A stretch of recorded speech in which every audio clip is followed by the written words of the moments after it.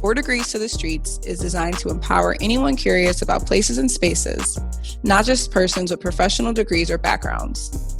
Here we will cover a host of topics, including transportation, health, housing, and the environment through the lens of racism, classism, and sexism, and give listeners the tools they need to overcome institutional barriers. Follow us on Twitter and Instagram at the 4 Degrees Pod, and tune in every other Tuesday where Nimo and Jas keep it 4 degrees to the streets.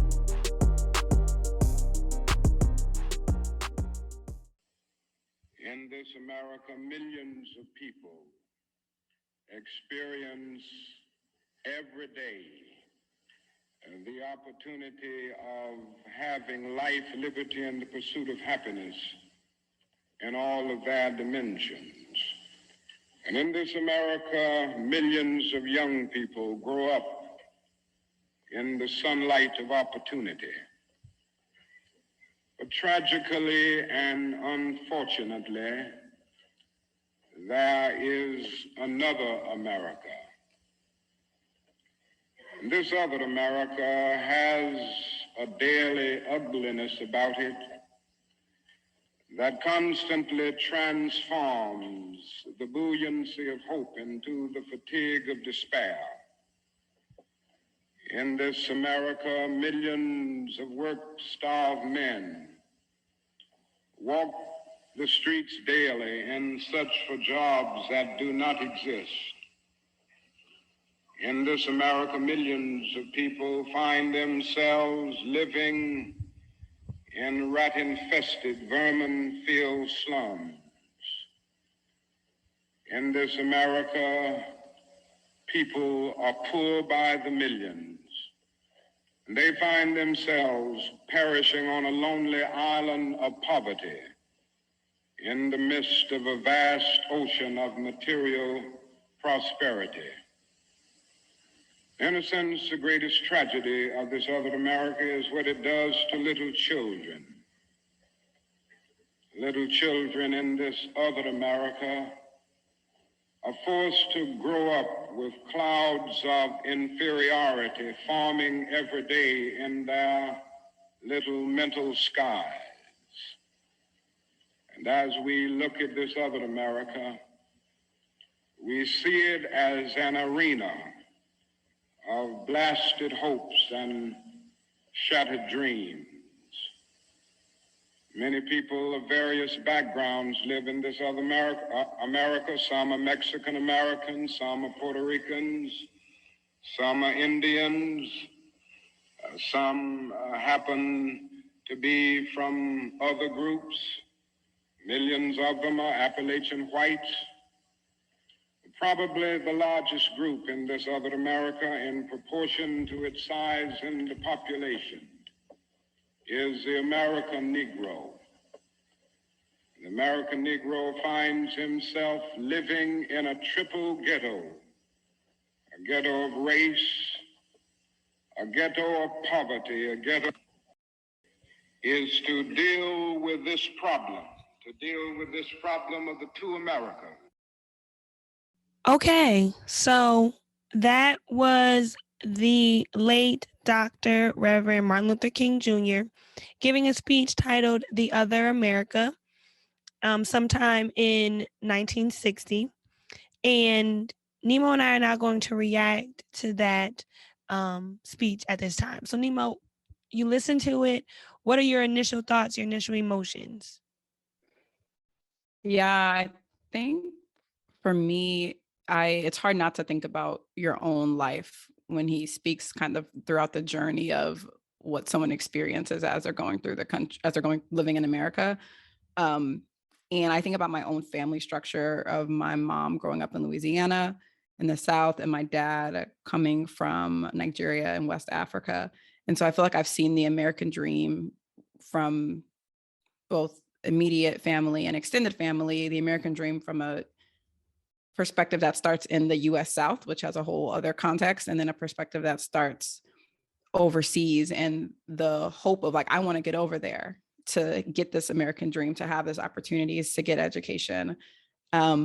And then because of those sacrifices, I think about my own childhood. And he had said how, I mean, it made me think about just how much we know about how childhood impacts your present day mental health. And he mentioned the little mental skies and some of the shattered dreams that people are having to face in this other America. Um, and yeah, so I just think about what I've seen from kind of both of those sides, and how where you start in this country can unfortunately or fortunately be a foundation for what your opportunities are, just simply based on where you live or how much parents or wealth, how much money or wealth your parents had access to. How did you feel about it? My initial reaction was sadness. Um, and I don't know, something about his voice that is all it always like resonates in the bottom of your soul. It's just like it reverberates literally. And Like so get that lump in your throat. yeah, so my initial reaction was sadness, and I found myself thinking, well, how many Americans are still living in that other America? I know that this speech was given sometime 50 or 60 years ago, and so I just kind of the purpose of this episode, but I started to really think about if he was alive today, how his perception of America from the perspective of a white person, which was the first America he described, in the perspective of a non-white person, which was the later America, how that would be different, how it would be similar, and what aspects of it would remain the same, and what progress would still need to be done. So that is kind of the purpose of this episode. We are recording this on January 19th. And so this is now 54 years since the assassination of Martin Luther King Jr. So we felt it befitting to have an episode to not only commemorate his legacy and all the work that he had done and contributed to the civil rights movement, and kind of was the main proponent of the civil rights movement. But in addition to that, we wanted to take a look at some data as it pertains to economics and socioeconomic status and health status of Black Americans, and particularly how our numbers in those categories have changed over time. And so that's the purpose of this episode. But before we jump in to that in more detail, I just want to take some time to acknowledge his impact. Dr. Martin Luther King Jr. worked significantly and tirelessly, and unfortunately was murdered for his contributions to improving not just the socioeconomic position of Black Americans, but as you hear in his speech, of all people of color who were non-white. And his work made it possible for immigrants into this country post the civil rights era to immerse themselves in society and not individually have to go through their own civil rights battle. There was never the need for a Hispanic American particular civil rights battle. The bill is not specific to Black Americans. It's specific to all races, all ethnicities, all religions. And so his efforts enabled all people of backgrounds that are non-white and Protestant to succeed in this country. And so the Voting Rights Act, the Fair Housing Act, the Civil Rights Bill are all federal policies that have state and local kind of consequences because of the work of Dr. Martin Luther King Jr. and to their other credits, Malcolm X and several others. And so I just wanted to highlight that as we jump into kind of the structure of today's episode. Yeah, I think you mentioned it was been 54 years since he was murdered. I think I read something this week about how he would have been 93 years old today, which we do see a lot of people who still live to be that age, but he was killed when he was 39. And so all of the different changes and movements that he could have been a part of if he lived to see them. And, we all we have is his legacy that we're kind of talking about today, but just kind of thinking about how much greater the impact could have been. So as Jasmine mentioned, we wanted to take this episode during MLK week, as some places call it, to talk about how different categories of social life, quality of life, economic indicators, educational indicators, health indicators, and look at how they have changed for Black Americans in the last 60 years. And so there are a lot of resources out there that have done similar work all over the country and abroad to examine this impact from kind of a policy standpoint. And so we're just taking our little 4 degrees approach today and giving you all a taste. But I encourage you to take a look at some of these numbers, and we'll have a lot of the information in the show notes. So we're going to first talk about the indicators that we looked at that represent a decline in Black American growth, as you could say, or like upward mobility. And then we'll also talk about the indicators that are staying about the same compared in the last 60 years. And then the good news is that most of the indicators are improving a lot. And so we'll spend the majority of time talking about what's been improving, all while still acknowledging the long way we have to go. Like I said, his legacy was a start, and there's still a lot more work that needs to be done. So I have the unfortunate pleasure of listing the sole indicator that we found that unfortunately had a negative decline between the 1960 civil rights era and present day times. And so that figure is homeownership. There's been a lot of discussion around the homeownership gap and how that contributes to the wealth gap between white Americans and Black Americans. So I just want to reference that I want to reference those numbers in advance. So the 1973 American Community Survey found homeownership rates of 67% for white Americans and 43% for Black Americans, as well as 43% for Hispanic Americans of any race.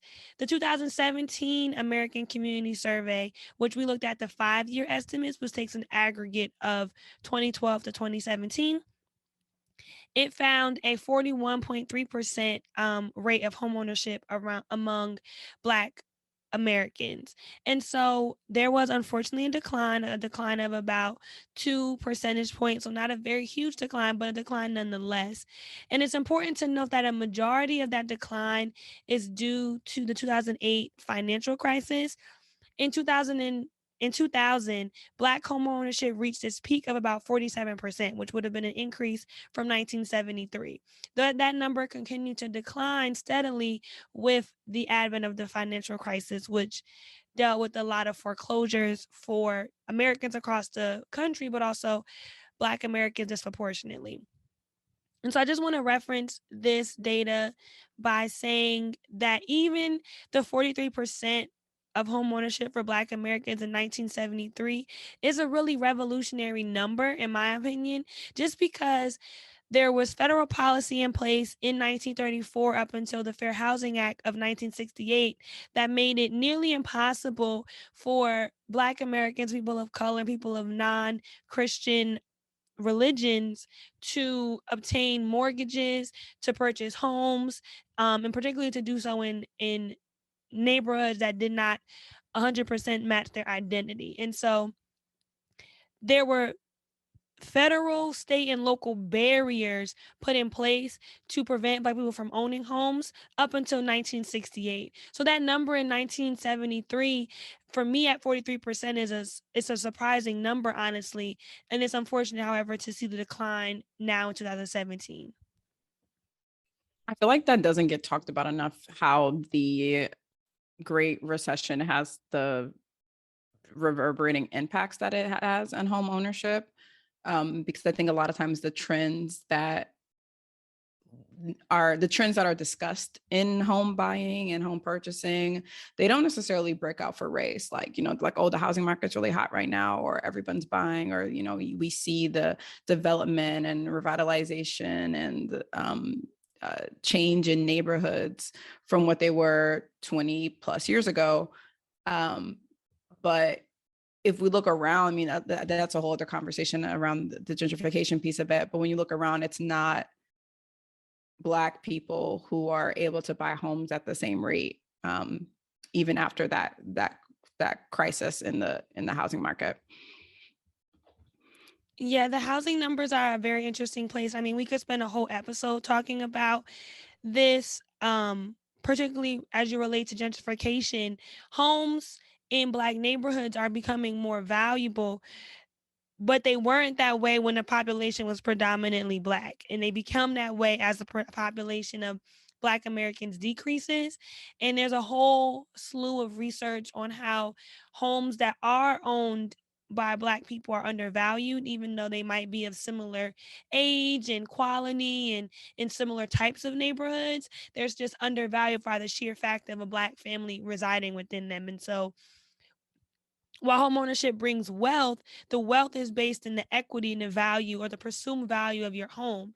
And if homes of Black people are artificially being brought down, then that's extracting wealth from them automatically. But that's a whole conversation. Let's get into I the just have next. one more thing. Yeah, go ahead. Because I know this topic gets me hot, but I think about, well, we're going to really get into this in terms of what the other social and economic factors that come into play. But I think about that when it comes time to be approved for a mortgage, what your credit score has to be, having a consistent income, showing consistency in employment, and even access to education to maybe know about certain programs that may be able to help. And I think all of those factors that we'll talk about, how they're doing okay, but they can improve, I think about as potential limitations to more Black people gaining home ownership as well. But I'm gonna leave it there. So now we're gonna move into the two indicators that stayed about the same in the last 60 years or so, with a little asterisk on the first one, which is around health and nutrition. And then I'll talk about incarceration rates a little bit later. And so in terms of health and nutrition, one thing to note is that a lot of the information was not collected in the 1960s, especially on any terms of like a racial breakdown. So a lot of this data is new. So try to pull as much of it as I can to kind of tell the story of health from a physical nutrition standpoint. And so first, looking at food insecurity. And so the United States Department of Agriculture defines food insecurity as a household level economic and social condition of limited or uncertain access to adequate food. And so in 2001, when they first started looking at this, for Black non-Hispanic households, their percentage of food insecurity was a little over 20%. And in the latest numbers in 2020, and there's been some bumps as a result of the Great Recession, as we just talked about, and also COVID, but Blacks are still at about 21.7%. So literally no change in the last 20 years in terms of food insecurity. And we've talked in past episodes about built environment, access to grocery stores. And so those things come into play when you think about food insecurity as well. But it's also directly related to income in a lot of situations. So 35% of households with annual incomes below the poverty line were also food insecure. As it makes sense. Are you able to afford access to healthy and adequate food options? Which then also ties into obesity and the types of foods that you eat. And so I'm forgetting what BMI stands for. Body mass index. Yes, thank you. Always got me with the acronyms. So that is a scale that determines how overweight. That is what medical professionals will use to determine the overweight to underweight to obese rate, like scale that somebody is. And so they found that in between 1960 and 1962, Black women who were over the age of 20 had a difference in their body mass index from about 24% of, basically, to make this simple, 24% of white women were considered overweight and 42% of Black women were considered overweight in the early 1960s. Whereas in 2005 and 2008, both the weight of by the amount of pounds increased from 2.4 to, which is about 5 pounds, to 3.4 kilograms, which I can assume is maybe around 8 pounds or so. But then the percentage of white women who were considered overweight was 46% in the early 2000s, and 66% of Black women were considered overweight. And so there's a whole other conversation around national trends and processed foods in this country, and weight gain from childhood to adulthood. But you're still seeing the space between the percentage of white women who are overweight and Black women who are overweight. I think going back to the food insecurity piece, because we'll talk about how poverty and unemployment were improvements among Black people during this time period. But it's interesting that the food insecurity level kind of stayed the same, because you would think that as our median household incomes improved and poverty rate declined and unemployment rate declined, we would see those similar numbers. But you bring up good points about food deserts and access to quality foods. And I recognize that the definition has in the word access to adequate food. And I'm not certain how fast food chains and how certain processed foods contribute to that adequate food conversation, because of just the sheer limitation of access to quality foods in Black and brown neighborhoods. Yeah, I think it would be interesting to look at what is defined as adequate. I mean, we can make assumptions, but yeah, it is interesting to see that that the insecurity numbers haven't changed, at least in the last 20 years. And a lot has happened in the last 20 years. So you would think, but yeah, as I said, there was a bump during the Great Recession for all races. And then it started to decline again in the later parts of the 2010s. And so another metric that has stayed about the same in the last 60 years and just throughout, truly. Unfortunately, the US has the highest rate of imprisonment in its history. And from a global perspective, we also imprison more people. We only make up 4% of the population of the world, but we make up 20% of the imprisoned population. And so in 2004, it's important to note that 1/3 of Black men in their 20s were either on parole, probation, or in prison. And then if we look back in 1960, the Black male incarceration rate was 1,313 per 100,000 people. So Black men at that time were 5 times as likely to be incarcerated as white men. And in 2010, they were 6 times as likely as white men to be incarcerated in federal or state prisons and local jails. And so that is an increase from 1960, but the actual rate of imprisonment per 100,000 people is about the same. And so it was 1,313 in 1960, and then in 2019, it was about 1,240 Black per 100,000 people. So about doing like 90 people, a difference in 90 people between over 100,000 people. So a slight decrease from the 1960s. The incarceration is a whole episode, because there are so many laws that are designed to target behaviors of people of color. And as a result, there are more opportunities for people of color to be pulled over, questioned, ticketed, arrested, even though rates of similar nonviolent, truly activities are prevalent among persons of all demographics. I think to just a minor issue of New York City stop and frisk policy and how it's supposed to be a blanket policy. You know, we're going to stop people on the street, and if they look suspicious, we're going to search them for weapons, and we're trying to get guns and drugs off of the streets of New York. But then it ends up that a disproportionate amount of the people that are stopped are Black and Hispanic males when they represent smaller portions of the New York City population, and so many other laws to that same effect. And so the incarceration rates to me are something that's truly impacted by the laws that we set.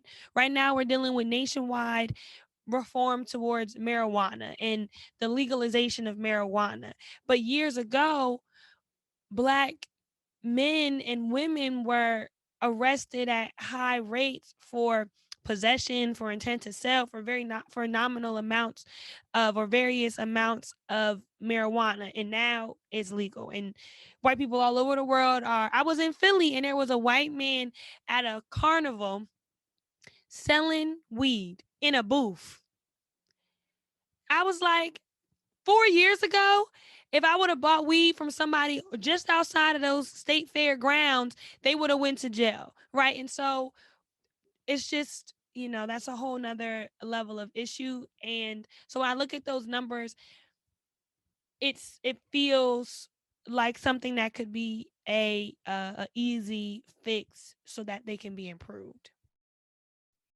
Yeah, I think it definitely represents the decades and half a century and plus if we go take it back to slavery of policies that are intended to target specific populations. And yeah, I'm gonna just stop right there because it could really be a whole episode. I'm just gonna plug the book, The New Jim Crow, and the author is escaping me, but she digs, and I'm pretty sure as a woman, digs very deeply into those different policies.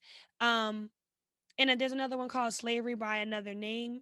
They dig very deeply into those laws that target Black Americans and push them back into incarceration. I'm actually squinting because I have the book Slavery by Another Name. I think it's Douglas A. Blackman, and then I think the New Jim Crow. It's like Michelle,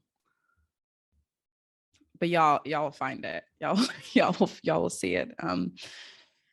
And now those are the two metrics that we looked at that are staying about the same. Now we're going to talk about the indicators that are improving. And so kind of following on the health trend, I'm going to touch on life expectancy, and then we'll talk about income, unemployment, poverty, and kind of all of those things relate to each other as well.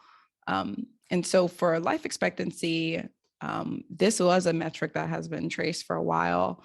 And when thinking about the life expectancy between Blacks and whites from birth, that has improved since 1960. And so in 1960, the life expectancy for Blacks was about 63.6 years. And the white life expectancy at birth was a little over 70 years. So about 7 years disparity, 7 years less that Blacks were living compared to their white counterparts in 1960 around the civil rights movement. And in 2017, that improved in terms of the gap, improved in terms of we as a population we're living longer, but the disparity between Blacks and whites narrowed to about 3.5 years. So the life expectancy for African Americans in 2017 was about 75.3 years. And there's been a lot of interesting changes with life expectancy and data around COVID.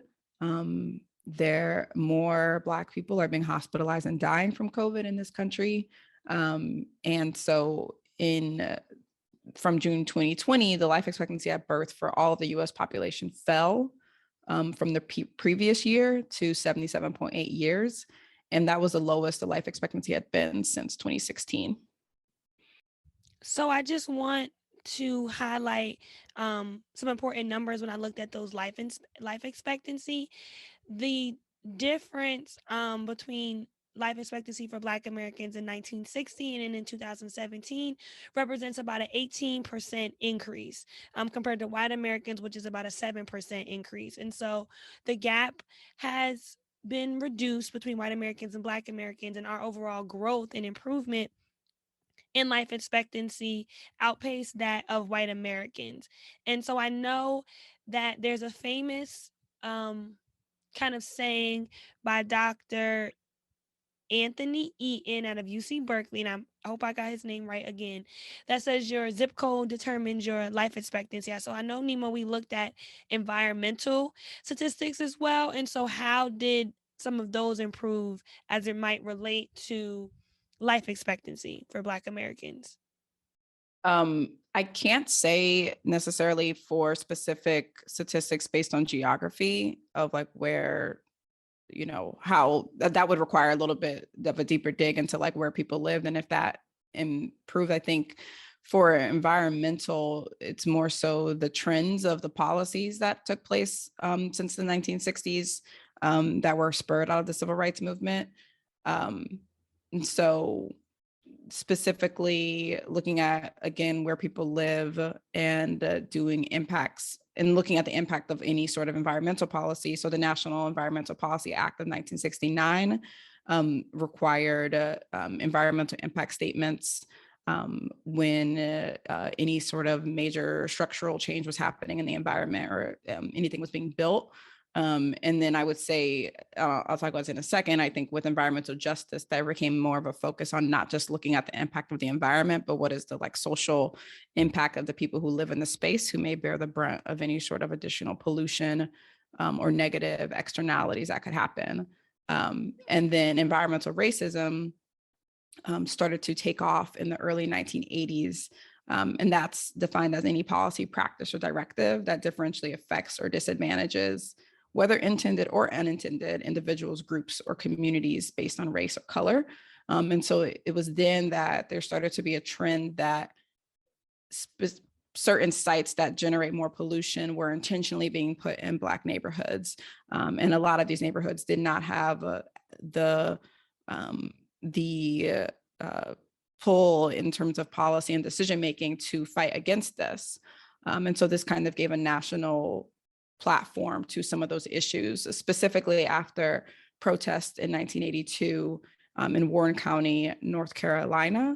And so that was when they were able to see a clear line between race and economic background and locations of where certain hazardous waste facilities went. And then the next step after that was when then President Clinton signed the executive order on environmental justice. And so that was a start for EPA to be more engaged in environmental racism and environmental justice. But till this day, there are very few, if any, binding requirements that requires compliance inside of the federal government, but then outside of the federal government as well when there are environmental decisions being made. Yeah, thank you for speaking to that. I think the timing of NEPA, while it does have a deep kind of focus on the environment, is timely given that 1969 date and as it focused on the civil rights movement and voting rights act and all those other acts being passed at the federal level. I'll now speak to median household income, which has improved. So from 1967 to 2018, the median household income for Black Americans increased about 27%. So it's difficult to present these numbers because of inflation.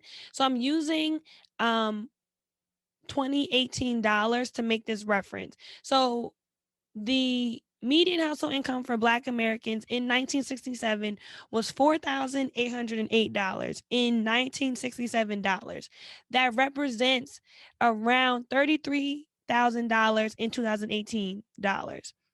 So in 2018, the median household income was about $41,935, which represents that 27% increase. It should be noted that Black Americans still have the lowest household income compared to all other Americans, but we have the markedly highest rate of increase. The improvement in during that same time period from 1967 to 2018 for white Americans represented about a 2.3% increase. And so we're increasing about 27% or about 9 times higher than white Americans as a whole. And so that's something to be celebrated, although the value is still significantly lower. Did I hear correctly that you said that where Blacks are, their increase has been greater in terms of median household income compared to other races? Yes. Mm-hmm. Oh, okay. Yeah, it seems like that's the same sort of trend as we were talking about with life expectancy, that I think it's still like a game of catch up that's being played. Um, um, and I wonder where, if we were to kind of go back and look at all the data that we pulled, like where some of the most significant changes and pivots happened. But I don't think there's a specific time period. I think, maybe in the 90s, certain things happened, and in 2000s, I'm sure after the kind of historic years that we've seen recently, there'll be a lot more trends that come to follow in the next few years about where we see a pivot in potential upward mobility or growth, or potential declines for Black Americans as well.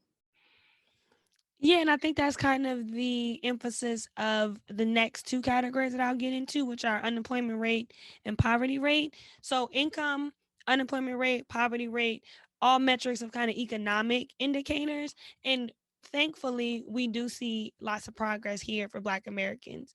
In 1963, the Black unemployment rate was 10.9%. The white unemployment rate was about 5%. So, it was about twice as high. In 2018, this is looking at fourth quarter in October, or yeah, the start of the fourth quarter in October, the Black unemployment rate was 6.2%, and the white unemployment rate was about 3.3%. And that national average was about 3.7%. And so we have experienced a greater overall decline in unemployment. However, it is still twice as high as that of white Americans. And so the gap is still wide, but our percentage has declined. And so when Martin Luther King Jr. speaks about Black men being unable to find work, he's speaking to that 10% or probably higher at the time unemployment rate. And we're still seeing about a 6% unemployment rate for Black Americans across the board. And that I'm going to jump to educational attainment just to speak to how those things are related. And so in 1964, 27% of Black Americans had at least a high school diploma. And in 2019, 86% of Black Americans had at least a high school diploma. So that's about a 64 percentage point increase.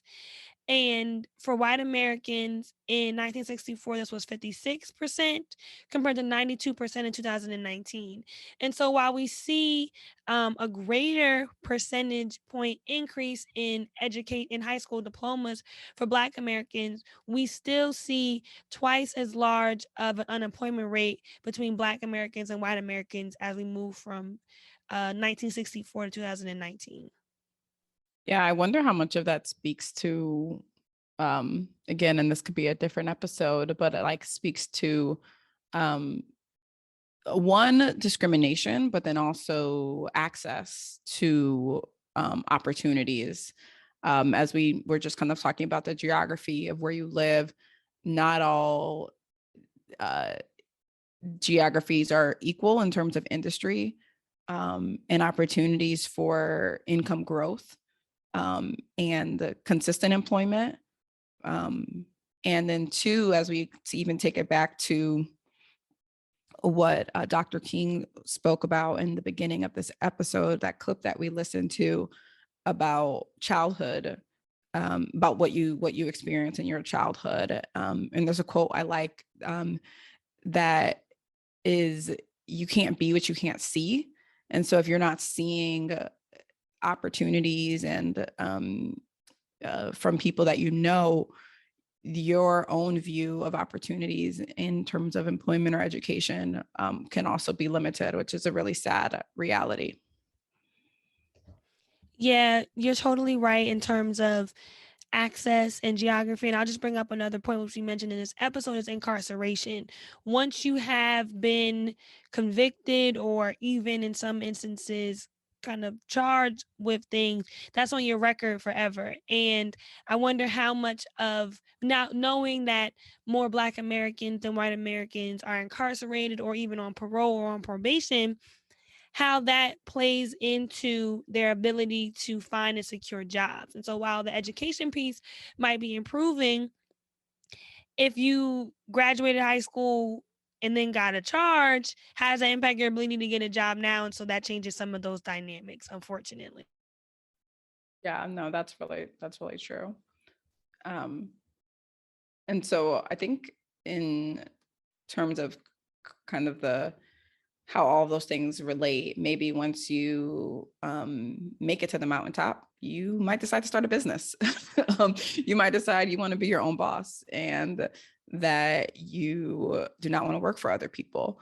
And so in 1969, there were approximately 322,000 businesses that were considered minority owned. And so that is business that could be anybody who identifies as a person of color. But about half of those businesses in 1969 were Black owned. So about 163,000 businesses, and their total revenue was 4.5 billion at the time. And there's a whole other discussion to be had about the impact of Black owned businesses during the civil rights movement that I'll just plug there as we try to keep this episode short, but there's a lot of juice to get out. And so the numbers as recently as 2012 saw that that Black owned businesses increased to there's now 2 million Black owned businesses in the United States. And so from just a little over 150,000 businesses to now 2 million Black owned businesses that generate over 150 billion in gross revenue. But it is important to note that 150 billion sounds like a lot, but that's less than 1% of the nation's gross revenue. And I think we talked about what happened and what took place during history that allowed for certain things to take place and for successes to happen.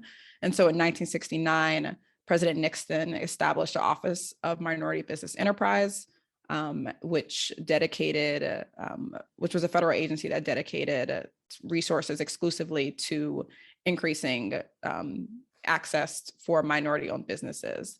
And what counts as a minority-owned business and making sure that they're able to secure contracts and have opportunities and designations for their minority-owned status. I'm going to drop in 2 plugs here. First, we, the 4 Degrees to the Streets podcast, have an episode out from season 1 titled #Support Black Business, which came out on February 16th of our year, 2021. And we interviewed 3 Black businesses, and we went into a lot of data around entrepreneurship, the growth of Black businesses, the emphasis on spending money with Black owned businesses. And I'll just highlight that Black women have the highest rate of entrepreneurship across all ethnic groups.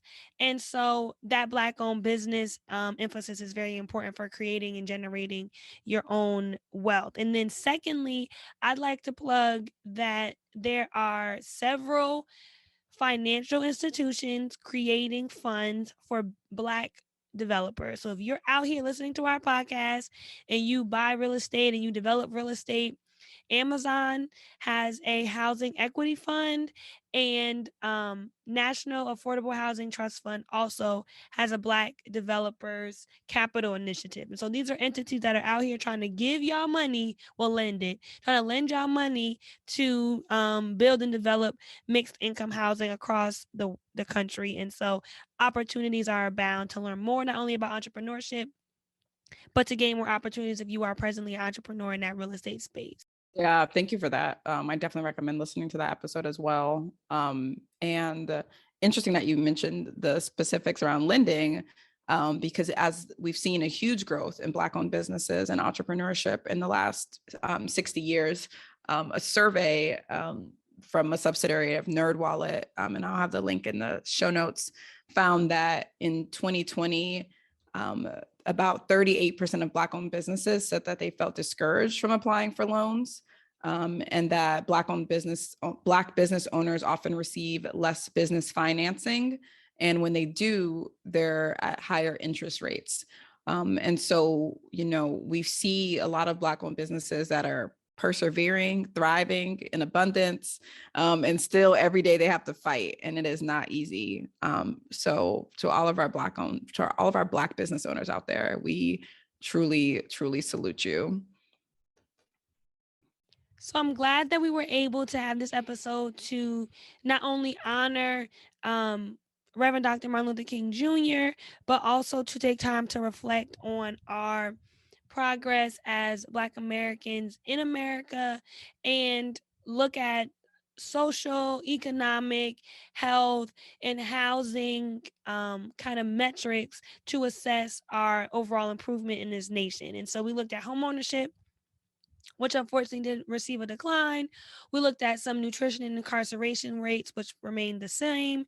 But then we saw a bunch that had improved: life expectancy, median household income, unemployment, poverty, education, and the percentage of businesses that are owned by Black people. And so I feel enthused about this episode. And while there's still a lot of progress to go, there are still gaps among Black Americans and white Americans. There are still disproportionate levels of chronic illness and unemployment and poverty among Black people. But I think there is a lot to celebrate and a lot to recognize that the contributions of all of the men and women who championed the civil rights movement in the 60s contributed, and then again in the 90s, contributed to opportunities for Black Americans today. I mean, I think about my own personal life and the things that my grandfather had to go through,